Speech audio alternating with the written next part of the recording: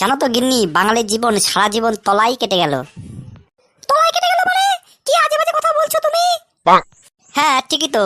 এই দেখো, শীতকালে লেপের তলায়, গ্রীষ্মকালে ফ্যানের তলায়, আর বর্ষাকালে ছাতার তলায়, যৌবনে ছাজনা তলায়, আর বিয়ের পরে বউয়ের আঁচলের তলায়। বুঝতে পেরেছো? কি বলতে যাচ্ছ তুমি? তার মানে তুমি আমার আঁচল তলায় থাকো? আমার কোন কথাটা তুমি শোনো? হ্যাঁ, এই দেখো, বউ মানে কি? বউ মানে হচ্ছে গাছতলা। রোদে তেতে পুড়ে এসে একটুখানি যাতে আরাম পাওয়া যায়, একটু শান্তি পাওয়া যায়।